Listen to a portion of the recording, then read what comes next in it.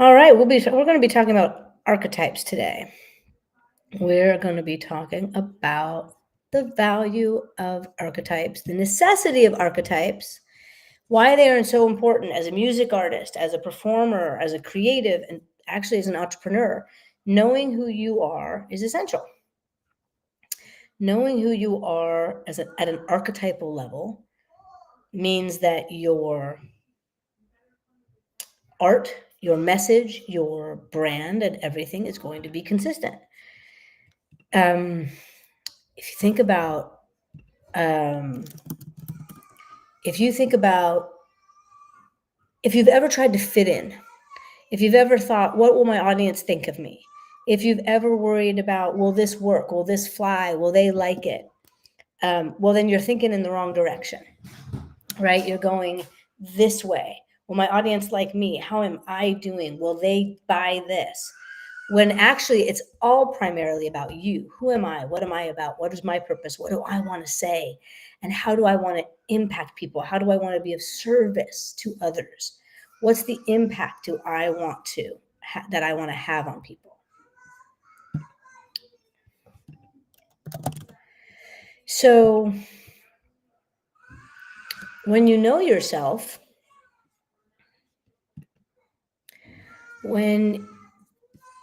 sorry, a couple technical difficulties.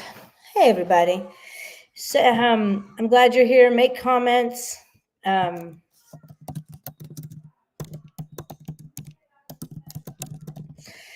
So when you know yourself, you won't second guess so hard. When you know yourself, you understand why you make choices you make. And you're like, I believe in this. I believe in who I am. I know who I am. That's why I wear this hat and this shirt. And because I'm a little late today, I didn't have the time to put on my rings that I've been wearing literally for 24 years and a bracelet. I did not take the time to go grab them because me and time management suck. I'm so horrible at time. But I was in a wonderful meeting right before this, which is why I was a little bit late. That being said, these rings, this bracelet that I have, they are copper, brass. I love them. I love rose gold. I love gold, no problem. But it's a big Ethiopian heavy ring. And there's a picture that I found of myself recently when I was about 15 and I was recording, and I had a big silver ring. It was my silver period, but it was the same big chunky ring on the same third finger. Like, you don't change. In many ways, we really don't change, but we evolve. And knowing who you are, you're like, you all know me for wearing hats because I have been wearing hats. I've had a hat collection since middle school, high school, 20s. And again, like I'd have them and then I'd be like, kind of put them away for a while. And then I'd back to hats and then put them away. And I had an Easter bonnet that was super tall in high school. People made fun of me. Okay, I don't care. I was the artsy lesbian then. I just didn't know I was queer yet. But I'm the same person. And when you know who you are, you can feel confident in the choices you make. And the choices you make will resonate with people. Desmond Child talks about it in his book. Desmond is a brilliant songwriter. You've heard every song he's written, or many of the songs he's written you've heard because they're huge. Livin' La Vida Loca, She Bangs, Angel, Dude Looks Like a Lady, Kiss songs, Bon Jovi songs, Aerosmith, like huge. And he talks about it in his book. And he says, I'm very good at understanding the archetype of the artist that I'm working with, so that when we're writing the lyric and the story and they're going to stand up on stage, their audience will resonate with it and believe it because it's their truth.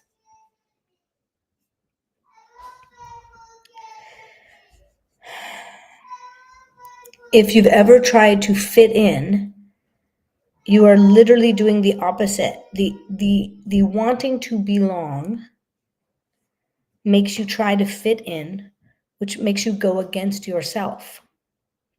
Instead, be true to who you are and build a world that other people can join. Let people join your artistic world. That's the artist's job. And then why do you bring them into your world? To have an impact on them, to have a positive emotional impact. And whatever that impact is up to you. Rage Against the Machine has a certain impact. Daft Punk has a different one. What's your impact? How do you want to affect people? That's up to you. Chocolate Edis, thank you. That's very kind. He's worthy of being a fan too. Edis is wonderful. Stephanie, I appreciate that you love my work. I'm glad that it impacts you positively. Check out the Compass Academy. Check out Compass, my 6-month artist development program for pros. The doors are open now. Apply. If you want to work with me, apply for that. If you're not pro or at that level yet, check out the Compass Academy. Check out all the other programs that I have. They are all the things that I teach and work one-on-one with people available to you to access, to help you find your sound, expand your vocals, build your confidence, and listen to your inner vision. I am here to be of service. Let's talk about that. What is one of my primary archetypes? Coach, sage, mentor. Duh. Right? When I started working when I was 8 years old as a performer, professionally working as an artist. I was pursuing being a recording artist. I started coaching casually at 19 to my friends in college, and at 20, my voice teacher invited me to be a coach. That's when I officially started teaching. I was 20 years old, and I found out so quickly, I love this. I love empowering people. I love helping people avoid the pitfalls that I experienced, the pains of being an artist that I experienced. And that's what I'm still doing, empowering so that you do you, helping you not hit some of the things that I hit. And that still happen. Like so many of the same industry situations or problems will come up for artists still. And we don't want that. So archetype, sage, teacher, totally. Like primary right here. So clear. And knowing that allows me to step into my power doing that, feel confident in coaching. It also means that sometimes I open my big mouth and offer unsolicited advice because I can't help myself.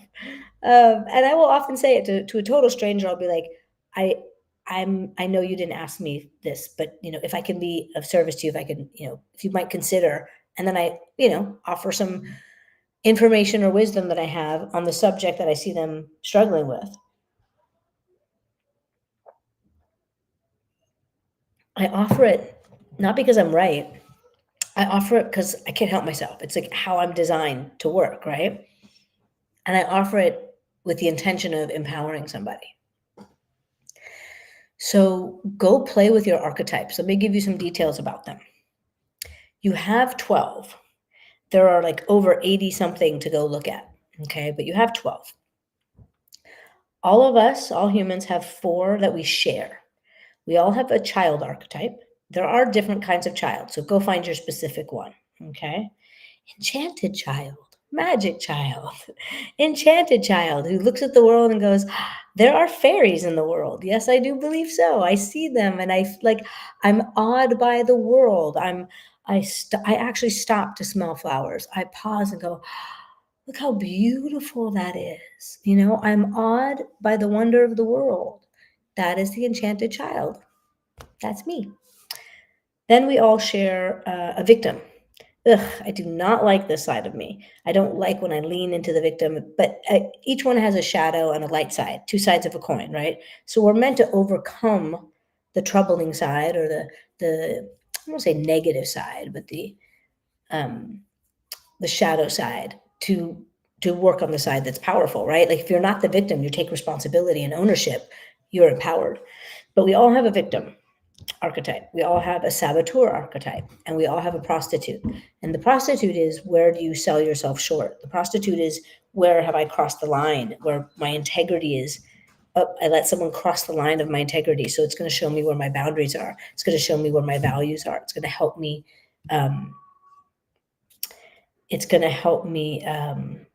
Honor myself, right? So that's what that one's for. Now, those are the 4 we all share. And then you have 8 individual to you, right? Now, if you are an artist, probably artist is one of your archetypes. And then you got to look at the individual ones, right? So where do we look at archetypes?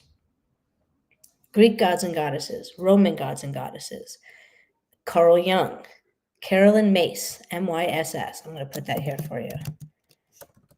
Carolyn has a book called Sacred Contracts. It's in my bookshop, which is in my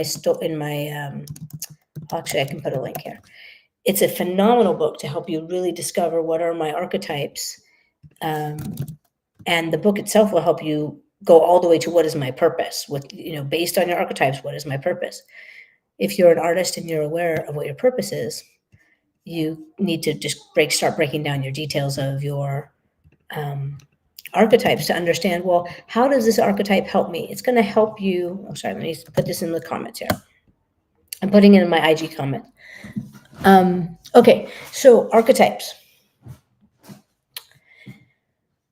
When you know your archetypes, it's going to help you identify and clarify your look, your themes in your music videos, your social media content. Because, for example,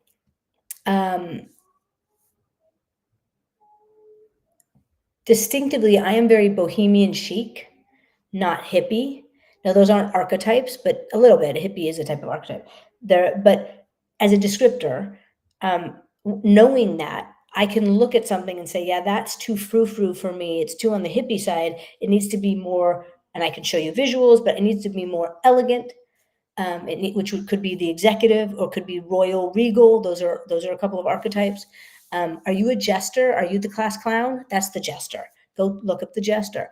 This plays out in your social media content. This plays out in the sides of you that you share with your audience to take them on this emotional journey and on this ride that you take your audience on.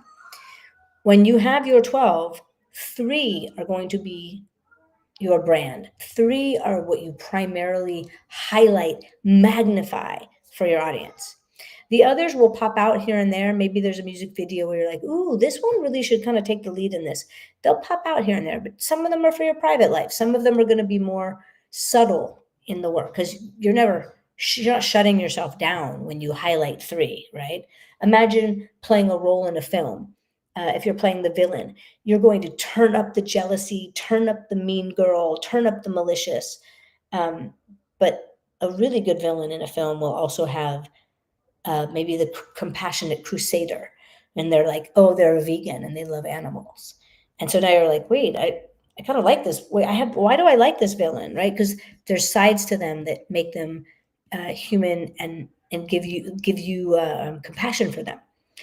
So a one-dimensional villain is not very interesting. So you as an artist, when you're layering these 3, let's say hero is a primary one, or lover, let's put these 3, hero, lover, jester. Those are your 3. Can you already imagine what some of the visuals might look like and the storytelling would look like for someone who's the hero of the story, the lover of the story, and the jester? George Clooney, Cary Grant, they have the jester, right? They're often the hero, the dandy, the leading man, but they're also silly. They're also funny. They don't take themselves so seriously. And that's the layer that makes George Clooney or Cary Grant really interesting to watch, right? They're not Tom Cruise, Denzel Washington has a more they have a more domineering. They have that King Zeus, like I'm right, I'm the authority. Sometimes I'm the underdog, but I'm actually the one who's the righteous one. They have that energy. And so you can see the roles they choose to play. You can see how they play those roles. As a music artist, let's just look at these 3 again: hero, jester, lover. You're going to tell music video stories that show romance, that show partnership and relationship, that gets sexy, that show that he's not going to be the victim, right? The hero is not going to be the victim. He's going to be the heroic one in there. And then the jester might be that he's silly or he's goofy, or there's a little bit of humble humor there. If we look at Lil Nas X, he has the jester, right? Everything he does, there's humor in there, there's comedy in there, there's queer in there, there's spiritual in there. He's a crusader and a rebel, right? He's also a warrior. He literally showed up to the Met Gala as a knight in shining armor. Warrior, spiritual quest, both of those things. In his music video, he's wearing a hot pink crop top football uniform, queer, warrior. So you may not as a fan, or as a fan, the fans don't go, oh, he's a warrior. But what you get is the consistency in the storytelling, the consistency of his character that we resonate with. We go, oh, I love this guy. I love what he's doing. And he's so funny. And because that happens consistently, we believe in this person. We get them, we resonate, and we're going with the flow of this person because the truth is there and it's there all the time. So one artist, for example, in my Compass program, we were looking at their visuals and we were looking at the next 3 songs they want to do in their music videos, and we were looking at the visuals, and I started to see some symbolism, like, okay, you have this, and this that are constant symbols in what you're doing. That could become merchandise. That could become part of the logo.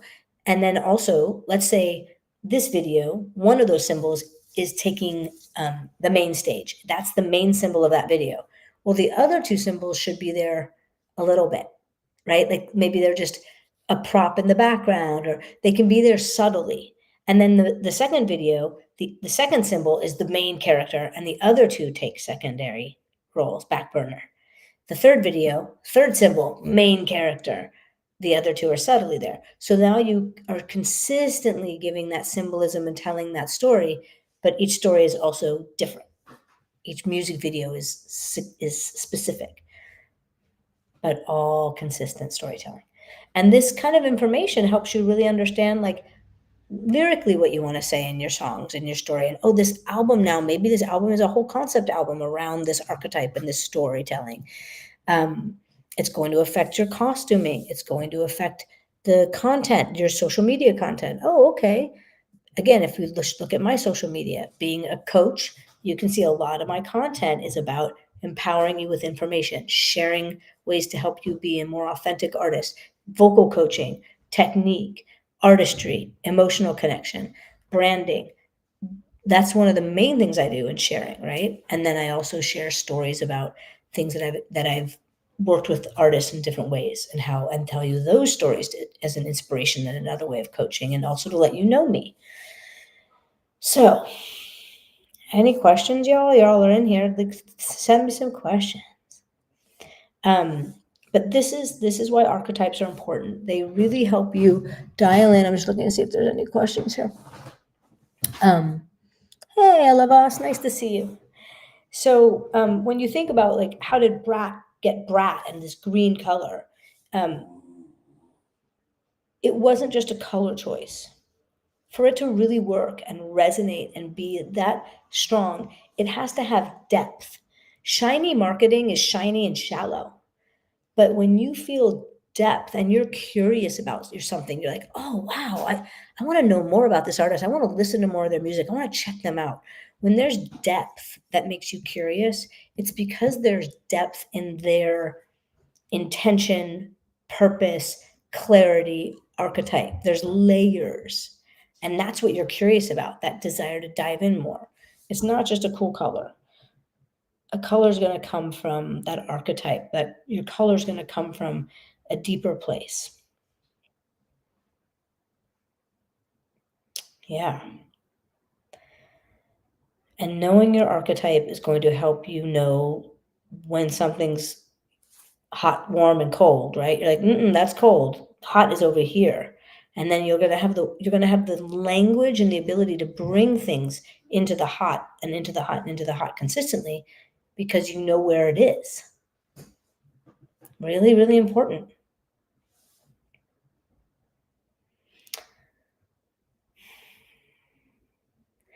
Greek gods and goddesses, Roman gods and goddesses, Mexican gods and goddesses, Hindu gods and goddesses. Go to a culture that you're connected to, or where, I mean, right now, I know some of you are having your mind thinking, oh yeah, I remember that Persephone or Zeus. Like, there's some god or goddess that you're thinking about that I don't even remember from high school mythology, right? But there's a reason why you're thinking of it and you remember it and it made an impression. Artemis, primary archetype here, Artemis. So looking at those are a way to find them. Looking at Carl Jung, and looking at Carolyn Mace, who's got a glossary on her website of about 86, and her wonderful, wonderful book, Sacred Contracts. And where you'll start is you might write down 20 archetypes that you're like, I relate to all of these. And then you're going to whittle it down to your 12. And you got to remember, it's not who you wish you were and who you want to be. It's who you are. This is me. When I read this archetype, when I go into it, this is really who I am. This is how I walk in the world. This is how I live in the world. And then you want to look at how you can weave this into your art. If you want to know more about this, number one, my Navigator course, which is a taste of Compass. It's on my website. I'll actually give you the link, so don't forget to do that. It goes into archetypes and more. It's a great way to like start honing in on like the questions that will help you get deeper into your brand. So that's Navigator. And if you are a pro and emerging artist, and this really resonates with you, my 6-month artist development program starts July 2nd is our welcome meeting. July 16th is our first session, and it is a 6-month deep dive into who are you, and let me help you see yourself and build your world to invite your audience into. And we do this as an intimate group of really phenomenal artists. We do it together. You do it with me. We have industry mentors every month. Check it out. We're in early registration right now. If that interests you and you're like, I'm ready to level up, I'm ready to really build a world, to know myself at this level, at a deeper level, or I know myself, but where's my next motivation? What am I doing for this next project? How can I get more specific? Then that's what Compass is for you. I hope this was super interesting. Awesome, Lori, I'm glad you're enjoying that. Awesome, legend. Keep building your audience. I love that. If this interests you, DM me, ask me questions, check out Compass, check out Navigator. It's just really key. The more you know yourself, the more you curate your world, that it's fulfilling to you. You know where to say no and where to say yes. And now you're building a life and a daily experience that you're like, I like my life. I like the way I'm spending my time. I like how I'm living in my own skin. And your art will reflect that. Your art is an expression of you. So when you are clear about you, your art is more clear. It's going to be your best art ever. And then keep going with that, right? As you evolve and you know yourself and you evolve, you keep sharing it more deeply and differently and taking risks. But it just becomes so much more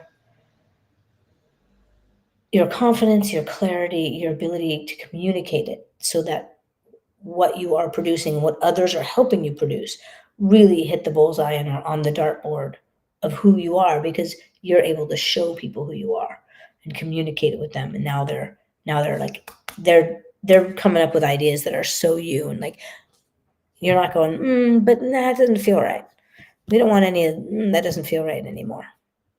No, who's got time for that? No time for that. It takes an average of 7 to 10 years to find your voice as an artist. I can help shave some years off of that and save some struggle of, not that you don't need struggle, because we need struggle to grow, but just wasting time, wandering and wasting time. I can help you hone in sooner and then go struggle with the challenge of bringing it to life. Then that's the fun struggle. All right, y'all. I want to thank you for joining me. DM me with questions. Let me know what other topics you'd like to have. And we're going to have some special guests joining us on Wednesdays for my for this live. We're going to have some guests and artists that I work with coming to join me. So look forward to that too. All right, y'all. See you next week.